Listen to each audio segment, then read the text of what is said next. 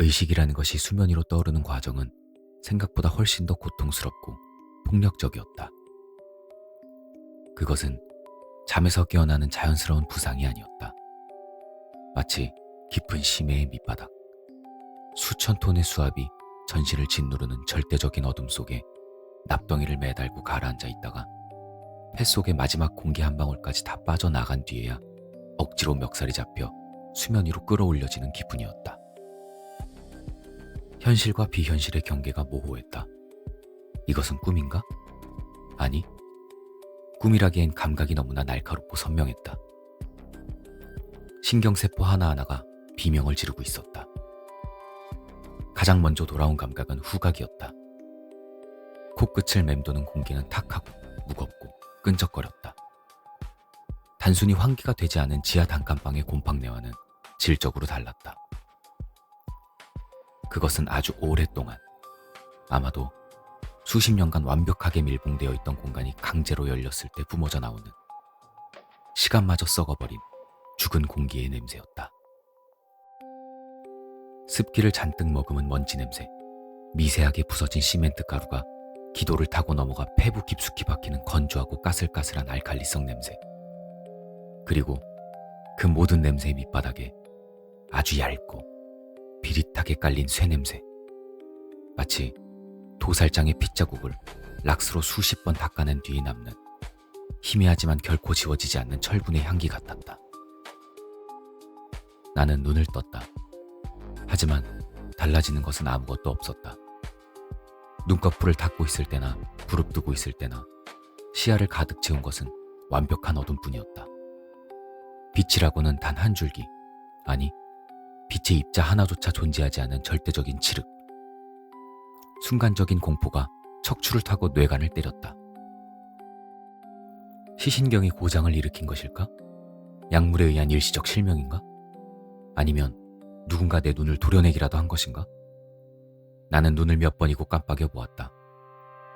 눈꺼풀이 안구를 덮었다가 열리는 뻑뻑한 마찰감은 느껴지는데 망막에 맺히는 것은 오직 내 공포가 만들어낸 보라색 잔상과 의미 없는 전멸들 뿐이었다. 마치 세상의 모든 빛이 증발해버린 진공 상태 속에 나 홀로 덩그러니 유기된 기분이었다. 손가락을 움직여 보았다. 마비되었던 말초신경이 찌릿하게 돌아오며 손끝에 감촉이 전해졌다. 바닥. 내가 지금 대자로 널브러져 있는 곳은 차갑고 매끄러운 바닥이었다. 나무마루의 따뜻함도, 장판의 푹신함도, 카펫의 거친 질감도 아니었다. 피부에 닿는 순간 체온을 순식간에 앗아가는 서늘하고 기분 나쁜 냉기. 나는 손바닥을 뒤집어 바닥을 천천히 쓸어보았다. 미세한 요철 하나 없이 소름 끼칠 정도로 매끈했다. 나는 본능적으로 손톱을 세워 바닥을 긁어보았다. 콘크리트다. 그것도 일반적인 주택이나 상가 건물에 쓰이는 거푸집 자국이 숭숭 남은 조잡한 콘크리트가 아니다. 건축 구조 기술자로 10년을 밥을 먹었다. 수천 개의 현장을 돌아다니며 만져본 콘크리트의 질감만으로도 알 수 있다. 이건 특수 목적용 고강도 콘크리트다. 기포 하나 없이 완벽하게 타설된, 그리고 표면 강화제로 마감 처리된 노출 콘크리트. 차가우면서도 단단하고 인간적인 온기라고는 전혀 느껴지지 않는 인공적인 안반. 손끝으로 전해지는 진동이 없다. 외부의 소음도, 지하철의 미세한 떨림도, 지상의 차량 진동도 없다. 이 바닥은 지상의 건물이 아니다. 집안의 습기를 완벽히 차단하고 상부의 엄청난 토압을 견디도록 설계된 지하 벙커. 그것도 아주 깊은 곳. 쥐도에도 없는 좌표에 위치한 밀실이다. 머리가 깨질 듯이 지끈거렸다. 관전우리 부근에서 둔탁한 통증이 규칙적으로 울렸고 마치 누군가 망치로 머리 안쪽을 두드리는 것 같았다. 이건 숙취가 아니다. 마취제의 부작용이다. 졸피뎀이나 미다졸람 같은 수면 유도제의 잔재. 나는 억지로 마지막 기억의 조각을 더듬었다. 필름이 끊긴 지점을 찾아야 한다. 원인을 알아야 결과를 예측할 수 있다. 퇴근길 지하철 2호선. 사람들의 땀 냄새와 피로가 뒤섞인 혼탁한 공기, 덜컹거리는 열차 소리에 맞춰 꾸벅꾸벅 졸던 내 모습, 환승통로를 걸어가던 중 유난히 사람이 없던 구구간, CCTV 사각지대, 뒤에서 느껴지던 서늘한 기척, 발소리는 없었다. 프로다. 그리고 목덜미를 찌르던 따끔한 통증, 주삿바늘. 그게 전부다. 기억은 거기서 뚝 끊겨 있었다. 마치 불에 탄 필름처럼 검게 그을린 채로. 납치인가? 누가? 도대체 왜? 돈? 원한? 아니, 나 같은 월급쟁이 구조기술자에게 뜯어낼 돈이 어디 있다고. 빚 보증을 선 적도, 도박을 한 적도 없다. 내 인생은 건조할 만큼 평범했다. 원한? 글쎄, 현장에서 시공사 놈들과 몇 번 언성을 높인 적은 있지만 사람을 납치해서 지하 벙커에 가둘 정도의 원수는 없다. 그렇다면 장기 매매? 생각이 거기까지 미치자 심장이 미친 듯이 요동치기 시작했다. 갈비뼈를 부술 듯이 나는 급히 내 몸을 더듬었다. 배, 가슴, 옆구리. 다행히 거즈가 붙어있거나 꿰맨 수술 자국은 만져지지 않았다. 통증도 없다. 아직은 멀쩡하다. 아직은 내 몸의 부속품들이 제자리에 있다. 그때였다. 이 절대적인 어둠과 적막 속에서 나 말고 다른 존재의 기척이 감지되었다. 아주 미세했지만 분명히 살아있는 것들이 내는 소리였다. 죽은 공간에 침입한 산 것들의 불규칙한 소음. 청각을 곤두세웠다. 시각이 차단되니 청각이 짐승처럼 예민해졌다. 오른쪽, 대략 3m 거리. 거칠게 숨을 몰아쉬는 남자의 호흡음이 들렸다. 기관지가 좋지 않거나 고도 비만일 확률이 높다. 숨을 들이마실 때마다 기도가 좁아져서 나는 쇳소리가 섞여 있다. 가래가 끓는 소리도 들린다. 그리고 바스락거리는 소리. 면이 아니다. 나일론이나 폴리에스테르 재질의 등산복 같은 옷감이 바닥에 끌리는 소리다. 그는 아직 정신을 완전히 차리지 못한 듯 앓는 소리를 내며 몸을 뒤척이고 있었다. 거친 숨소리 사이로 섞여 나오는 욕설 같은 신음. 그는 다혈질일 것이다. 공포를 분노로 표출하는 타입. 왼쪽 구석, 대략 5m 거리. 젊은 여자의 울음소리가 들린다. 공포에 질려 호흡이 얕고 빠르다. 그녀는 이미 깨어 있었던 것 같다. 어둠 속에서 혼자 공포에 떨며 웅크리고 있는 모습이 소리만으로도 그려졌다. 이 부자연스러운 정막을 깨지 않으려고 입을 틀어막고 울음을 삼키고 있는 소리. 그녀는 가장 약한 존재다. 이 상황에서 가장 먼저 무너질 사람. 그리고 내 정면. 거리는 약 4m. 아무런 소리도 내지 않는 누군가가 있다. 하지만 느껴진다. 어둠 속에서 나를, 아니, 이 공간 전체를 숨죽여 관찰하고 있는 차가운 시선이. 규칙적인, 아주 차분한 호흡. 자신의 존재를 숨기려는 의도적인 침묵. 오른쪽의 남자나 왼쪽의 여자와는 다르다. 패닉에 빠지지 않고 상황을 주시하고 있는 또 다른 생존자. 그 침묵의 무게감이 묘하게 거슬렸다. 총 4명. 이 칠흑 같은 콘크리트 상자 속에 나를 포함해 4명이 갇혀있다. 우리는 왜 모인 것일까? 우리 사이의 접점은 무엇인가?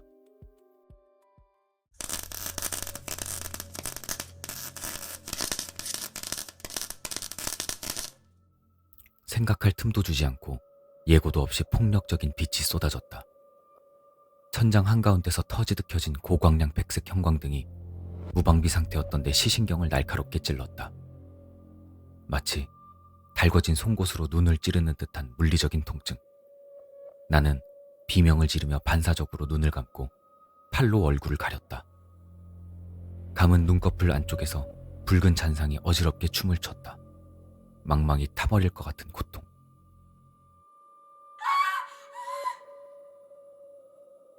사람들이 비명을 질렀다. 눈이 먼 것 아니냐는 공포. 엄마를 찾는 울음소리. 나는 억지로 눈을 떴다. 눈물이 줄줄 흘러나왔다. 나는 손등으로 눈물을 훔쳐내며 천천히 아주 조심스럽게 실눈을 떴다. 동공이 급격하게 수축하며 초점을 맞추려 했었다.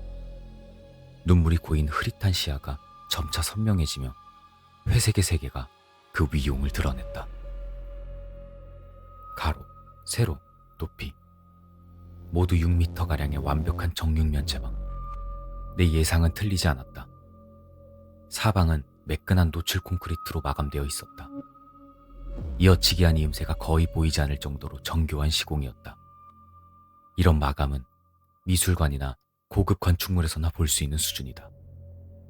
누군가 이 방 하나를 만들기 위해 엄청난 공을 들였다. 창문은 없다. 당연하다. 지하기 때문이겠지. 환기구는 천장 4기퉁이에 아주 작게 뚫려 있을 뿐 사람이 나갈 수 있는 크기는 아니다. 환기구 주변에는 검은 그을음 같은 것이 묻어 있었다. 불길했다.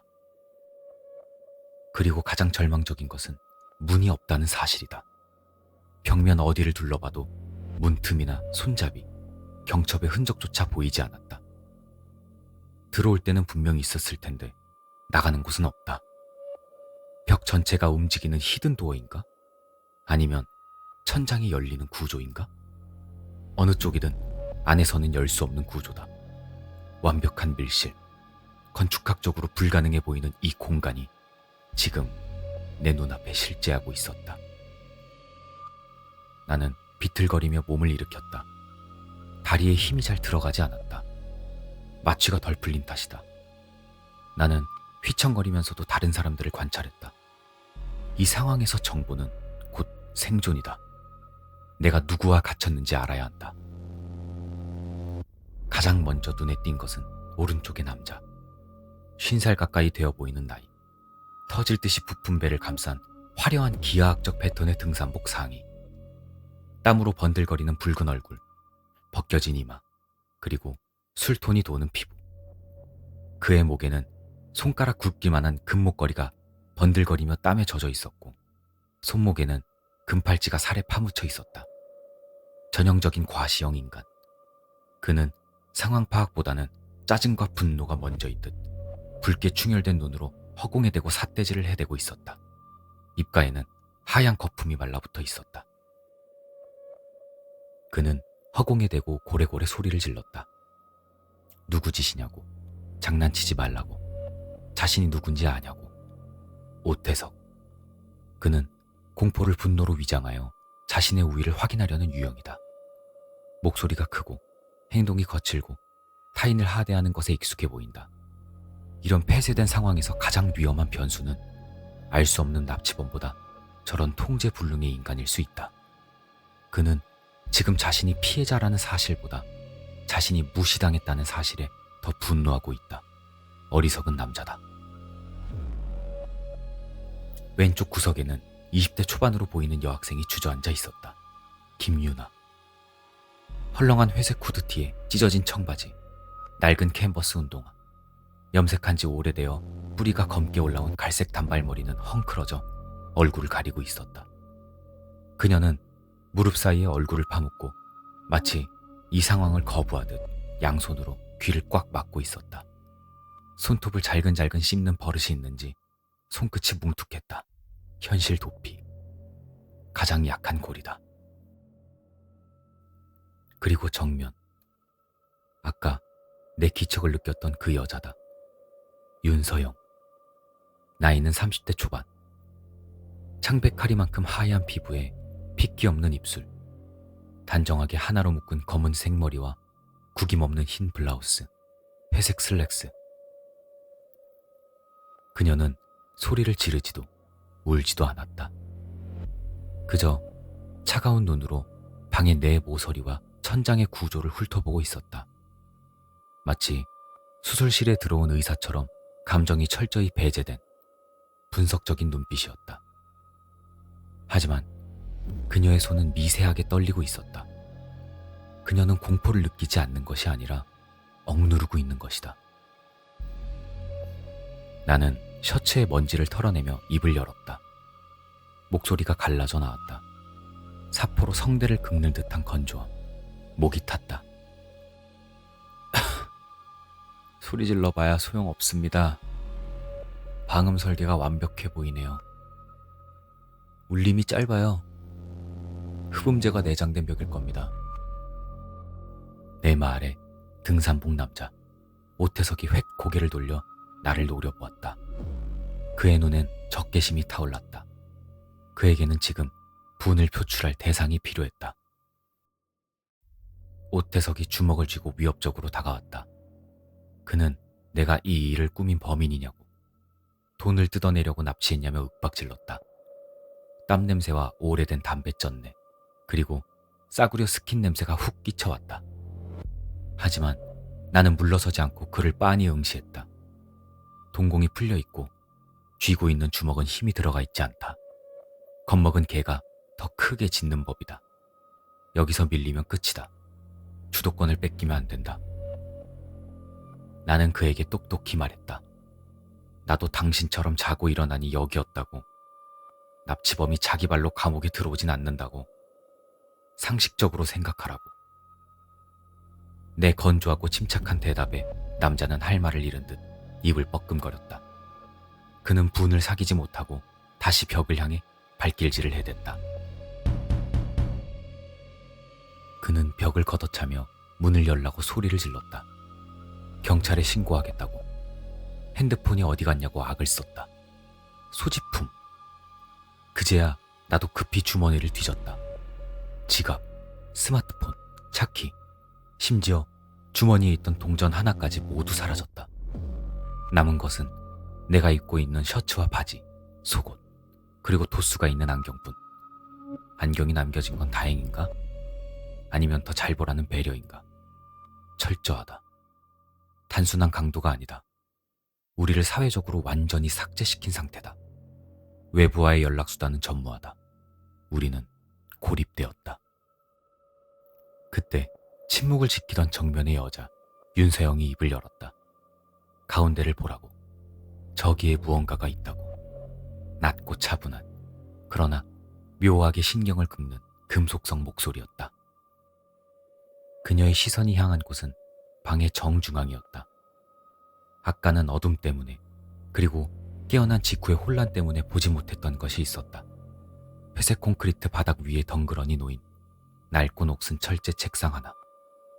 군대 행정반에서나 볼 법한 구식 철제 책상이었다. 그리고 그 위에 놓인 구형 브라운관 모니터와 타자기. 전원 코드는 어디에도 연결되어 있지 않았지만 모니터에서는 붉은 빛이 희미하게 새어나오고 있었다. 우리 넷은 마치 자석에 이끌리듯 혹은 불빛을 보고 달려드는 나방처럼 책상 주변으로 모여들었다. 가까이서 보니 더욱 기괴했다. 21세기의 타자기라니. 박물관에나 있을 법한 타자기가 왜 여기에 있는가? 그리고 모니터 화면에는 아무런 글자도 없이 오직 초록색 커서만이 규칙적으로 깜빡이고 있었다.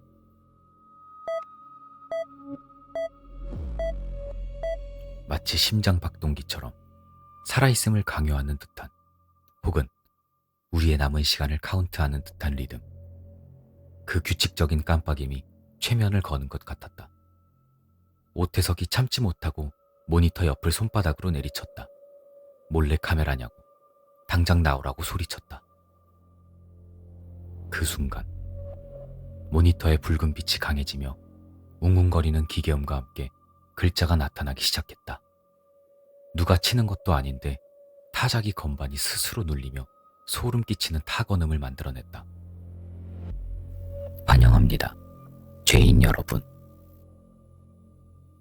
죄인. 그 단어를 보는 순간 등 뒤로 서늘한 전율이 흘렀다.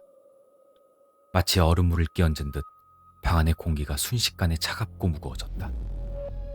방금 전까지 고래고래 소리를 지르던 남자도 입을 다물었고 구석에서 울던 여학생의 흐느낌도 멈췄다. 침묵. 무거운 침묵이 우리 넷을 짓눌렀다. 서로의 눈치를 살피는 시선들이 교차했다. 죄. 인간이라면 누구나 가슴 한구석에 묻어둔 단어. 떳떳하다고 말할 수 있는 사람이 과연 몇이나 될까? 납치범은 정확히 그 지점을 찌르고 들어왔다. 이것은 단순한 납치가 아니라 심판을 가장한 게임이라는 것을 직감했다. 타자기는 멈추지 않았다. 이곳은 세상과 단절된 심판의 방, 더 룸. 나가는 문은 오직 하나. 하지만 그 문은 스스로 증명하는 자에게만 열린다. 타인을 밟고 올라설 것인가? 아니면 함께 추락할 것인가? 화면이 전환되었다.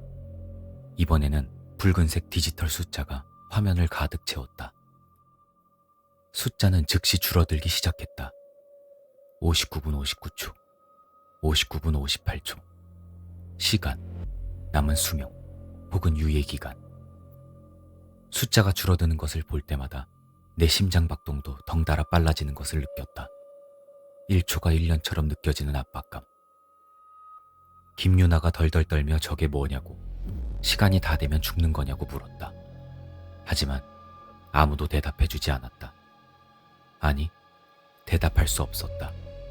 긍정하고 싶지 않은 공포가 우리 모두의 목을 조르고 있었으니까.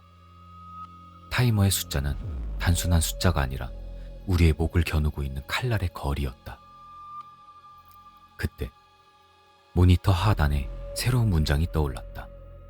첫 번째 문제였다. 첫 번째 문제. 당신들이 지금 소유하고 있는 것 중 가장 무거운 것은 무엇인가? 제한 시간 내에 정답을 입력하라. 오답 시 혹은 시간 초과 시 벌칙이 집행된다. 주의, 벌칙은 누적된다. 가장 무거운 것. 질문은 단순해 보였다. 초등학생 수수께끼처럼. 하지만 무겁다는 단어가 주는 중의적인 의미가 마음에 걸렸다. 물리적인 무게? 아니면 심리적인 무게? 나는 본능적으로 주변을 확인했다.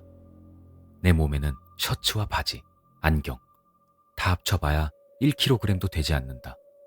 여학생의 후드티, 기껏해야 몇백 그램.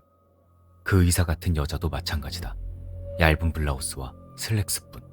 그렇다면 내 시선이 자연스럽게 등산복 남자 오태석의 목으로 향했다. 그의 목에 걸린 굵은 금목걸이, 그리고 그의 손목에 감긴 두툼한 금팔찌. 육안으로 봐도 상당한 무게가 나갈 법한 물건들이다. 저 남자의 탐욕을 상징하는 저 금부치들. 남자도 내 시선을 느꼈는지 황급히 목걸이를 손으로 감싸쥐며 뒷걸음질 쳤다.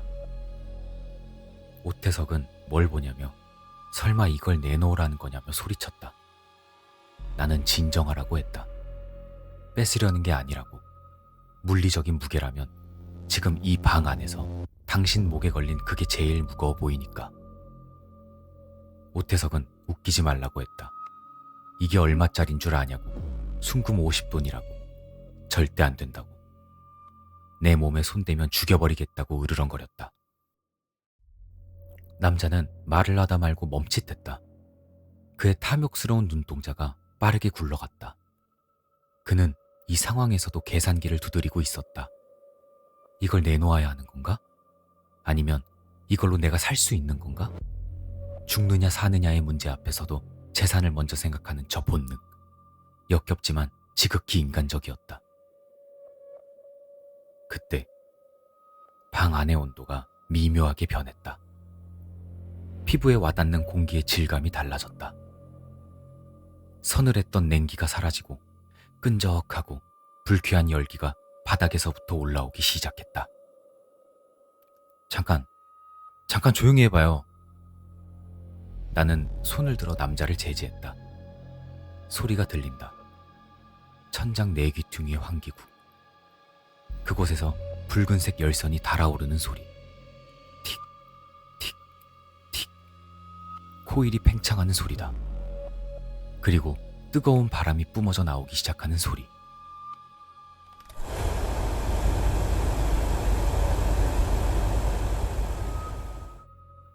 순식간에 공기가 탁해졌다.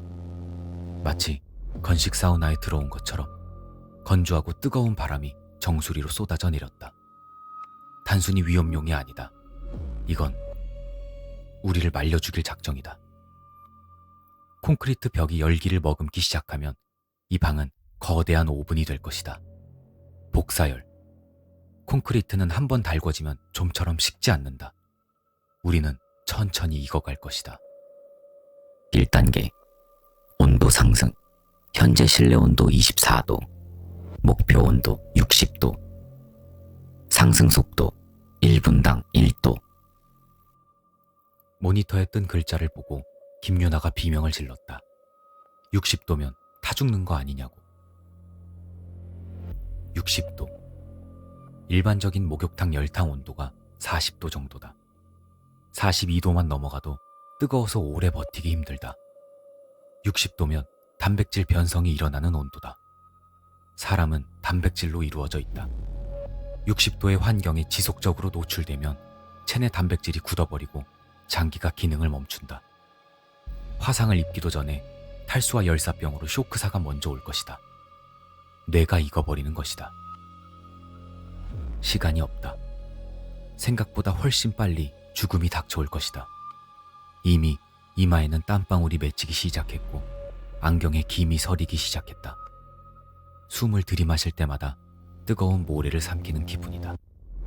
목구멍이 타들어갔다. 오태석은 욕설을 뱉으며 더워 죽겠다고 난리를 쳤다. 그는 나에게 빨리 뭐라도 해보라고. 아까 그 금목걸이가 답이라며 소리쳤다. 남자가 내 멱살을 잡고 흔들었다. 뜨거운 땀 냄새와 역한 입냄새가 훅 끼쳐왔다.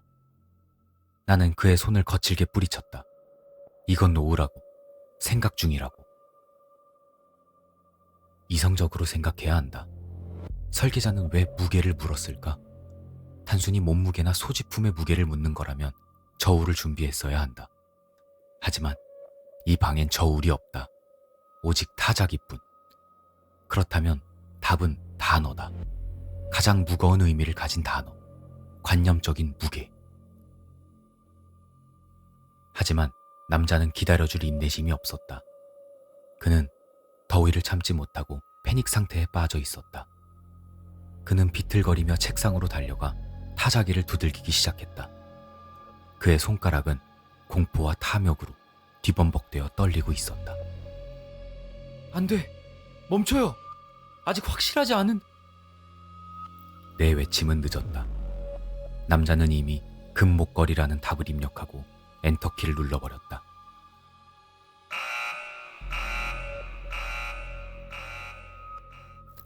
탐욕은 무겁지만 정답은 아닙니다. 벌칙 강화. 온도 상승 속도 2배.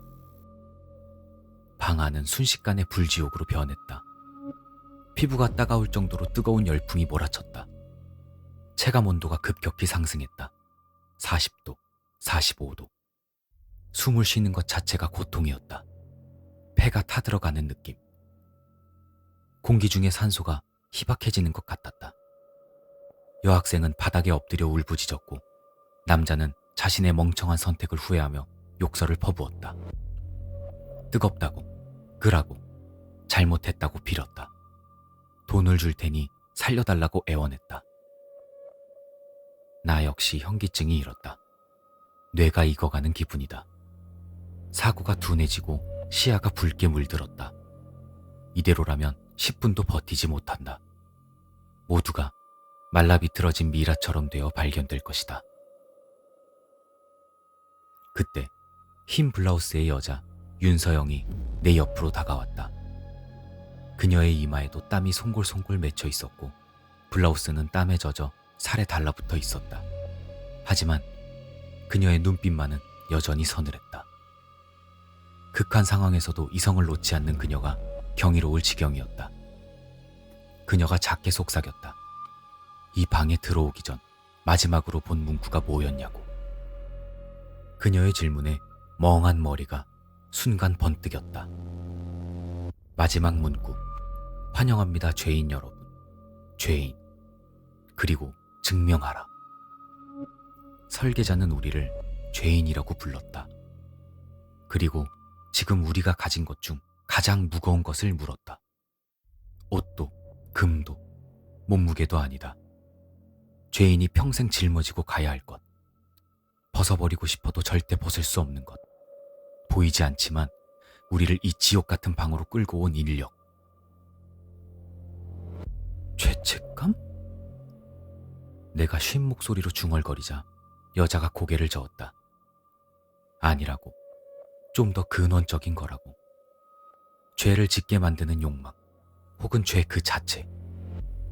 우리가 살아있는 한 계속 짊어져야 하는 것. 그녀의 말이 맞다. 죄책감은 결과일 뿐이다. 가장 무거운 것은 우리를 짓누르는 업이다. 하지만 그걸 어떻게 입력하지? 업? 죄? 인생? 너무 추상적이다. 정답은 구체적이어야 한다. 이 방에 있는 우리 모두에게 해당되는 공통된 무게, 그리고 소유하고 있는 것. 나는 타자기 앞에 섰다. 키보드는 뜨겁게 달궈져 있었다. 손가락 끝이 닿자마자 화상을 입을 것 같았다. 숨을 멈추고 생각했다.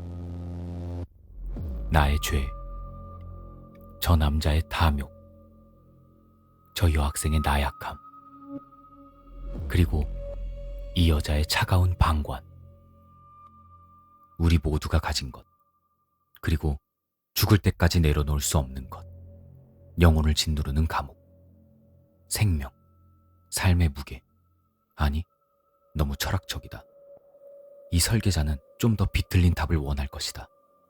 나는 남자를 보았다. 그는 금목걸이를 움켜쥐고 있다. 탐욕스러운 육체. 여학생은 살고 싶어서 운다. 생존 본능을 가진 육체. 나는 왜 살려고 하지?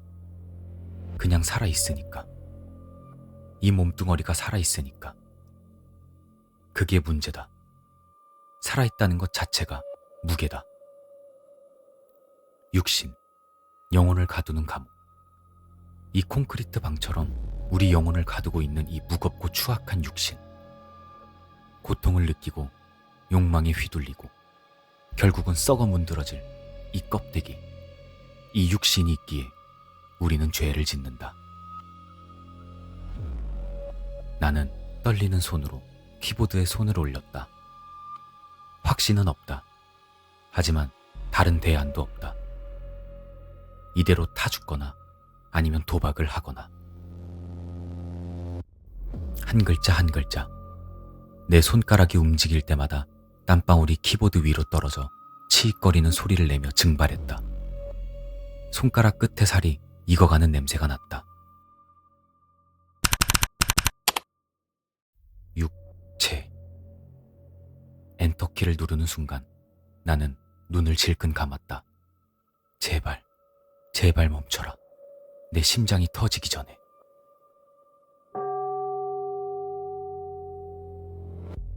그 소리는 지옥에서 들려온 천사의 나팔 소리 같았다. 동시에 미친 듯이 뿜어져 나오던 열풍이 거짓말처럼 뚝 끊겼다. 정답입니다. 육체는 영혼의 감옥. 당신들은 가장 무거운 감옥을 입고 있다. 살았다. 나는 책상을 짚고 가쁜 숨을 몰아쉬었다. 다리에 힘이 풀려 주저앉을 뻔했다. 방 안의 온도는 여전히 높았지만 더 이상 오르지는 않았다. 환기구에서 미지근한 바람이 나와 열기를 식히기 시작했다. 사람들의 안도하는 숨소리가 들려왔다. 김유나가 살았다고 울먹이며 소리쳤다.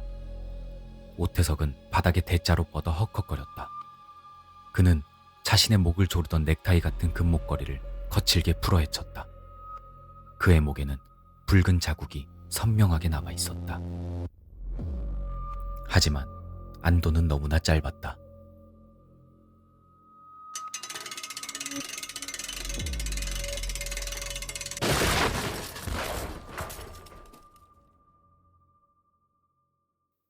갑자기 방 전체가 요동치기 시작했다. 지진이 난 것처럼 바닥이 흔들렸다.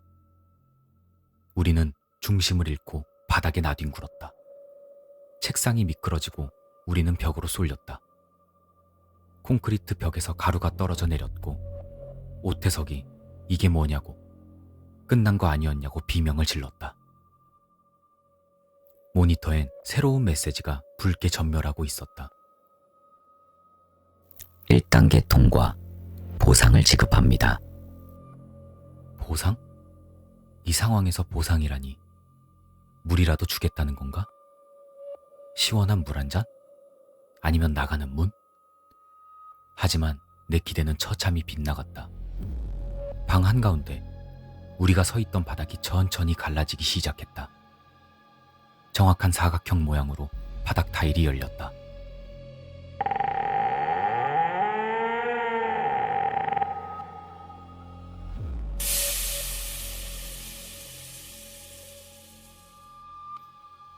열린 바닥 틈으로 승강기처럼 올라온 것은 물이 든 컵도 식량도 아니었다. 그것은 사람의 형상을 한 기괴한 마네킹이었다. 화재 현장에서 타버린 시체처럼 검게 그을린 듯한 피부 질감, 이목구비가 없는 달걀 귀신 같은 매끈한 얼굴, 그리고 그 마네킹의 목에는 우리가 그토록 찾던 은색의 열쇠가 걸려 있었다. 단, 마네킹의 가슴에는 붉은색 숫자가 빠르게 돌아가는 시한폭탄의 타이머가 심장처럼 박혀 있었다. 5분. 저 폭탄이 터지기까지 5분. 그리고 열쇠는 단 하나. 보상이란 탈출구가 아니라 다음 단계로 가기 위한 도구를 의미하는 것이었다. 그리고 그 도구를 얻기 위해서 모니터에 마지막 문구가 떴다. 다음 방으로 가는 열쇠는 하나. 누가 가질 것인가? 그 순간 나는 보았다. 바닥에 널브러져 있던 등산복 남자, 오태석의 눈빛이 변하는 것을. 방금 전까지 죽을까봐 벌벌 떨던 공포가 사라지고 그 자리를 탐욕으로, 그리고 타인을 짓밟으려는 사리가 채우는 찰나의 순간을. 그는 입술을 핥았다. 그는 나를, 그리고 여자들을 거칠게 밀치고 마네킹을 향해 달려들 준비를 하고 있었다. 아까의 협력은 끝났다. 이제부터는 생존 경쟁이다. 나는 주먹을 꽉 쥐었다. 이 미친 방은 이제 겨우 우리에게 인사를 건넸을 뿐이다. 나가는 길은 협동이 아니라 투쟁을 통해서만 열릴 것이다. 나는 살아서 나갈 것이다. 비록 내가 괴물이 되어야 한다고 해도 반드시.